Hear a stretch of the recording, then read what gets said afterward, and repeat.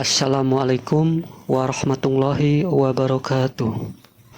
Kembali lagi bersama MK Al-Mukarramah dalam pengkajian dan siraman rohani tentunya.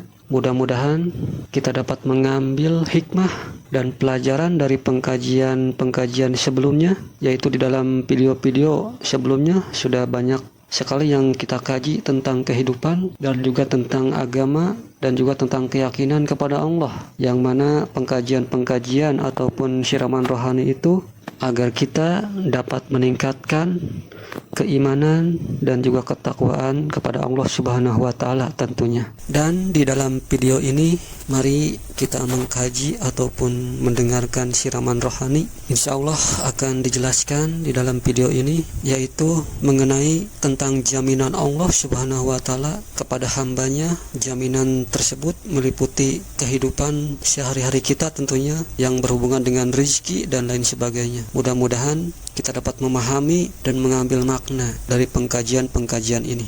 Sebelum kita mulai, terlebih dahulu saya ingin berterima kasih kepada Guru Besar Abah MK dan juga kepada Umi MK yang telah membimbing kita semua, yaitu membimbing ke jalan yang lurus, yang benar, yang tadinya kita tidak tahu tentang ajaran-ajaran Islam yang murni. Alhamdulillah dengan bimbingan beliau, Abah dan Umi MK, kita dikenalkan dan kita dapat memahami ajaran-ajaran Rasul ataupun ajaran-ajaran Islam yang murni. Dan saya ucapkan terima kasih kepada saudara-saudaraku anggota MK dan kepada kaum muslimin wal muslimat tentunya yang sudah bergabung ataupun udah subscribe di channel MK Al-Mukarramah. Saya ucapkan terima kasih dan mudah-mudahan kita semua mendapatkan berkah dan rahmat dari Allah Subhanahu wa taala, dan mudah-mudahan kita selalu ditambahkan rezeki kita oleh Allah Subhanahu wa taala dari jalan yang tak tersangka-sangka ataupun dari jalan yang tak terduga. Amin ya Allah ya rabbal alamin. A'udzubillahi minasyaitonirrajim. Bismillahirrahmanirrahim. Wa man yattaqillaha yaj'allahu mahrajan wa yarzuqhu min haitsu la yahtasibu, yang artinya barang siapa yang ikhlas, yaitu sebenar-benarnya ikhlas kepada Allah, niscaya akan ditanggung segala urusannya dan diberi rezeki dari jalan yang tak disangka-sangka. Dari sabda di atas tadi bahwa Rasulullah Nabi Muhammad SAW telah memberitahu kepada umatnya, kepada kita semua tentang jaminan Allah, yaitu kepada orang yang ikhlas tentunya, yaitu sebenar-benarnya ikhlas kepada Allah, karena niscaya Allah akan menanggung semua urusannya ataupun mempermudah segala urusannya. Setelah kita merenungkan dari sabda Rasulullah tersebut, mungkin akan timbul suatu keyakinan dari diri kita mengenai jaminan tentang rezeki dari Allah kepada kita. Ya, walaupun masih setengah yang kita yakini tentang jaminan tersebut. Kaum muslimin dan seluruh anggota MK Al-Mukarramah yang dirahmati oleh Allah Subhanahu wa taala. Jadi rezeki yang terjamin oleh Allah Subhanahu wa taala adalah buah daripada keikhlasan ataupun ridho. Jadi kita tidak mungkin mempunyai perasaan ikhlas ataupun ridho apabila keyakinan akan jaminan Allah tersebut tidak ada. Di dalam masalah ini, pokok pertama ialah keyakinan kita terlebih dahulu, yaitu tentang jaminan Allah tersebut. Baru kita akan ikhlas ataupun ridho dengan apa-apa yang telah diberikan pada kita dari jaminan tersebut. Ada yang bertanya kepada saya seperti ini. Yang pertama, dia bertanya, apa penyebab hilangnya keyakinan akan jaminan Allah tersebut kepada diri kita ataupun pada diri seseorang. Jadi ada yang bertanya kepada saya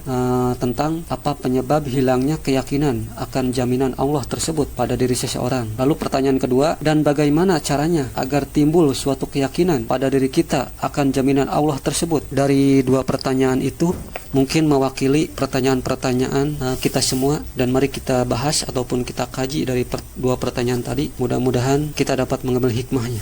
Kita bahas dari pertanyaan yang pertama, yaitu apa penyebab hilangnya keyakinan akan jaminan Allah tersebut pada diri seseorang. Penyebab hilangnya keyakinan kita ataupun seseorang akan jaminan Allah itu, yaitu dikarenakan kebiasaan-kebiasaan kita suka membayang-bayangkan keadaan orang lain yang dianggap serba lebih dari keadaan kita. kita selalu membayangkan hal-hal yang belum kita miliki dan membayangkan pula akan hal-hal yang kita anggap lebih indah, yaitu lebih menyenangkan dan lain sebagainya tanpa kita sadari bahwa semua yang kita bayangkan daripada keinginan itu ini sungguh jauh berbeda sekali dengan kenyataannya, seperti bumi dan langit. Karena kita belum memilikinya, apa yang kita inginkan itu, maka sudah pasti yang kita bayangkan hanyalah dari segi keindahannya, dan yang kita bayangkan hanyalah senangnya saja, sudah pasti. Padahal jika kita menyadari tidak ada apapun di dunia ini yang sifatnya hanya sepihak, hanya indah dan menyenangkan saja atau senangnya saja. Kalau sesuatu itu menyenangkan, maka sesuatu itu pula pada suatu saat akan sebaliknya, yaitu menyusahkan kita. Karena senang dan susah merupakan dua hal yang kembar ataupun pasangannya. Susah dan senang itu adalah pasangannya, pasti akan terjadi ataupun yang akan kita alami, dua faktor tadi, dan tak terpisahkan pada akhirnya walaupun datangnya atau nampaknya tidak bersamaan. Maka dari itu, orang yang tidak mempunyai kedudukan terhormat akan membayangkan betapa senangnya orang yang punya kedudukan itu di mata masyarakat, itu yang dia bayangkan, ataupun disegani dan sebagainya. Padahal di samping kesenangannya yang semakin menipis juga akan mengalami segi hal buruknya akibat daripada kedudukannya itu, seperti pertanggungjawaban dan juga iri hati, tidak mau tersaingi, dan orang yang ingin merebut kedudukannya. Resiko-resikonya itu pasti ada, kebosanan dan kejenuhannya dan sebagainya. Itulah dampak negatif daripada ingin lebih. Demikian pula bagi yang tidak memiliki harta benda, maka dengan sendirinya dia pun akan memandang serta membayang-bayangkan keadaan-keadaan orang yang berharta benda tersebut. Tentu saja yang dibayangkan hanyalah dari segi-segi kesenangan ataupun enaknya saja. Banyak uang, apapun yang diinginkan pasti tercapai. Mungkin itu bayangan-bayangannya. Padahal tidak semua keinginan akan tercatat dengan uang. Misalnya keinginan ketentraman hati, ingin kedamaian, ingin kebahagiaan yang sejati. Hal tersebut tidak akan tercapai walaupun dengan uang bertumpuk setinggi gunung sekalipun. Dan bagi yang banyak uang, sudah pasti tidak akan merasakan lagi kenikmatan dari banyaknya uang tersebut.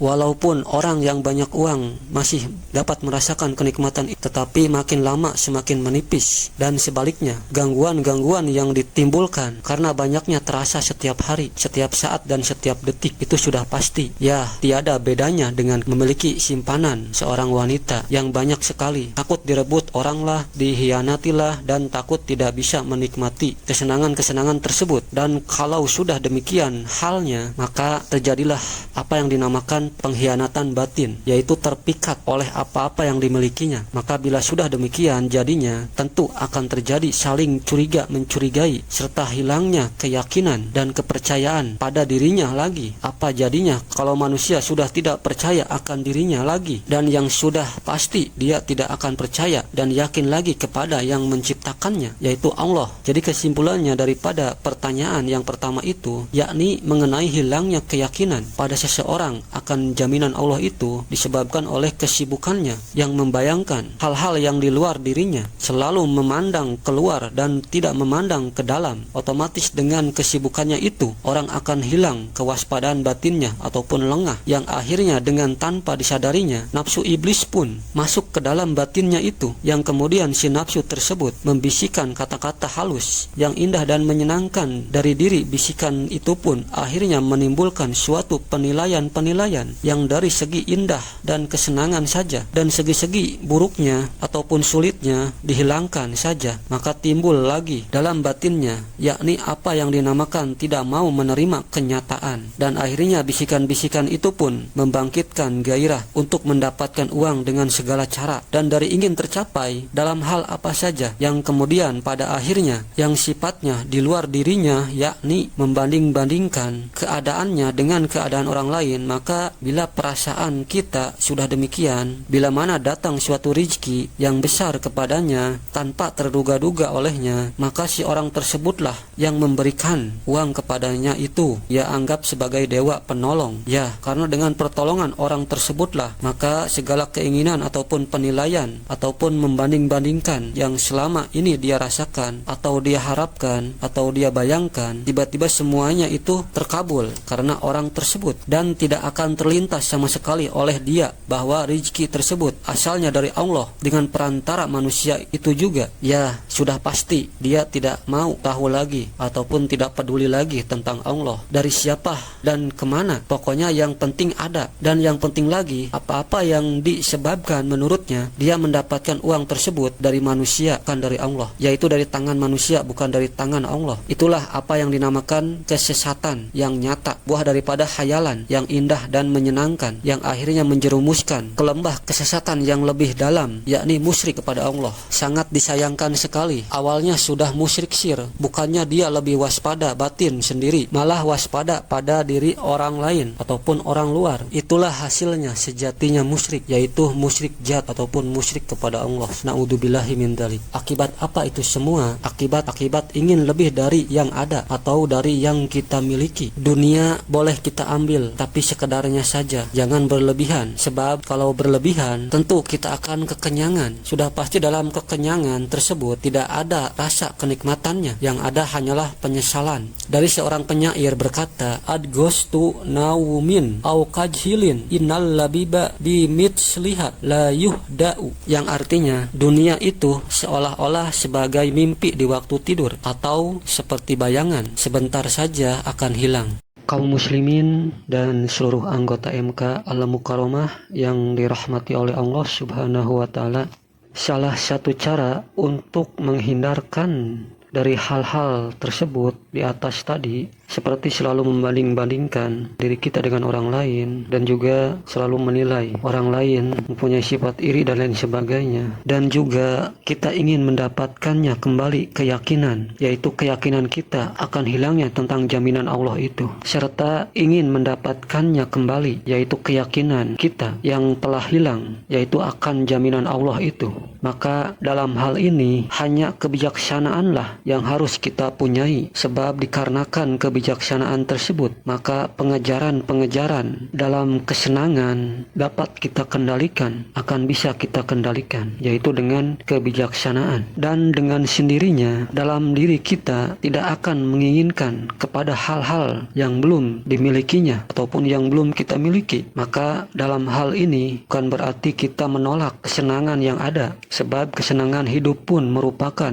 anugerah yang boleh dinikmati oleh setiap orang. Dan mengenai syarat untuk menikmati daripada kesenangan, yaitu kesenangan yang ada pada diri kita, sudah ada pada seluruh tubuh kita ini, yakni sebagai sarana yang sempurna untuk menikmati kesenangan-kesenangan itu. Jadi pada garis besarnya bahwa untuk menimbulkan keyakinan kita kembali akan jaminan Allah itu, yakni kita harus menerima kenyataan apa adanya, jauhkan pula penilaian-penilaian, dan tingkatkan kewaspadaan batin yang sangat penuh serta kebijaksanaan. Dan sebelum kita melihat keadaan seseorang ataupun keadaan orang lain, maka alangkah baiknya kita lihatlah terlebih dahulu diri kita, baru itu namanya bijaksana. Maka kita harus waspada dalam hal ini, saudaraku. Sekali kita mengejar kesenangan, maka kita akan diperbudak oleh nafsu kita sendiri, dan akan terjadilah suatu pelanggaran-pelanggaran dan penyelewengan daripada nafsu itu. Kita lihat saja daripada lemahnya dan bodohnya kita ini sebagai manusia. Akan tetapi kenapa di diri kita selalu timbul perasaan, yakni paling pintar dan juga paling hebat dan juga merasa paling kaya ataupun merasa paling kuat, kita selalu merasa paling terhormat dan lain sebagainya. Bukankah seorang yang bijaksana selalu mengatakan bahwa orang yang merasa dirinya paling pintar adalah sesungguhnya orang yang sangat bodoh, bahkan sebodoh-bodohnya orang, dan orang yang merasa paling kaya adalah semiskin-miskinnya orang itu, dan orang yang merasa memiliki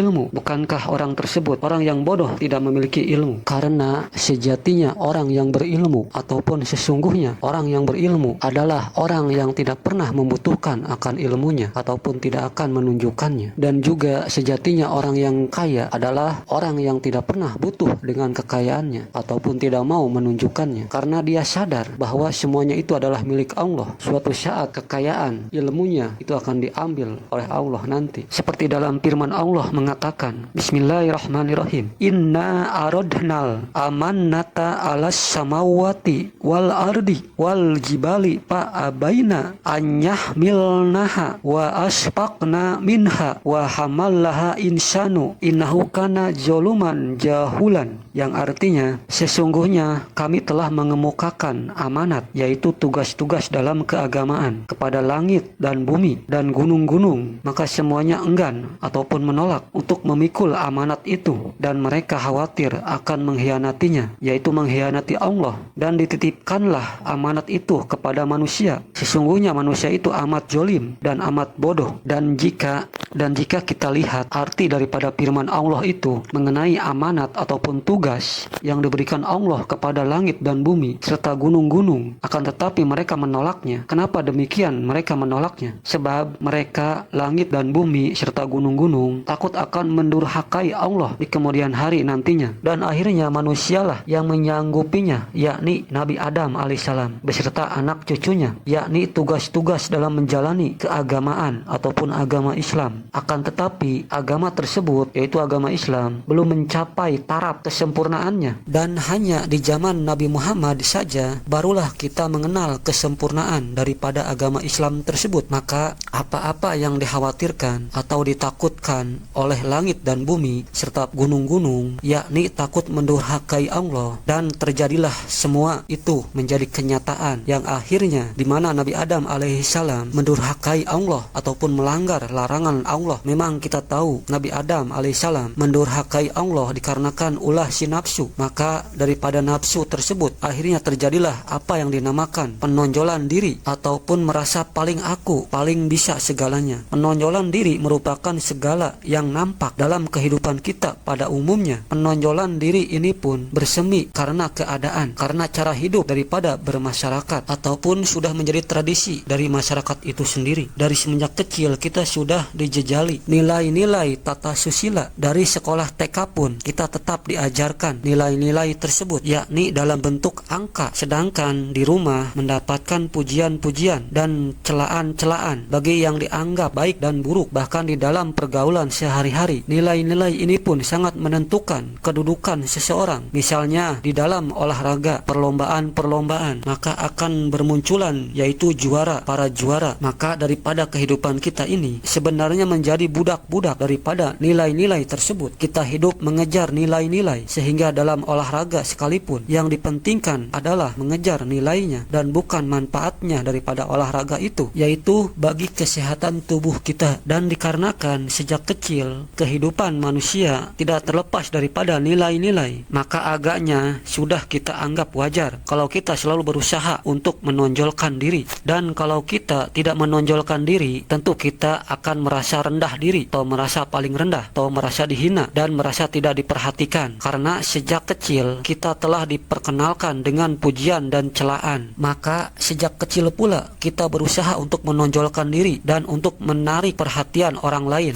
hanya karena kita sudah haus akan nilai dan haus akan pujian. Semuanya sudah atau akan jelas apabila kita mau mengamati keadaan diri kita sendiri, baik lahir maupun batin. Waspadalah kepada penonjolan diri sendiri, karena di dalam penonjolan diri ini akan banyak ranjaunya, banyak bahayanya dalam menempuh ridho Allah. Sebab penonjolan diri ini akan menjadi tolak ukur daripada nafsu laknatullah, yaitu nafsu iblis, dan daripadanya pula maka akan timbul suatu perasaan yang kita namakan riya ataupun pamrih, yaitu ujub, atau bisa jadi kita buruk sangka kepada Allah Subhanahu wa Ta'ala, dan masih banyak lagi yang lainnya. Maka dikarenakan penonjolan diri ini, Nabi Adam alaihissalam akhirnya diusir oleh Allah Subhanahu wa Ta'ala dari surga ke dunia dengan sangat menghinakan. Dan penonjolan Nabi Adam ini ditunjukkan kepada Siti Hawa, istrinya, agar nantinya istrinya itu menganggap dia seorang suami yang bertanggung jawab, yaitu suami yang setia, dan berbagai tanggapan lagi yang sifatnya penonjolan diri.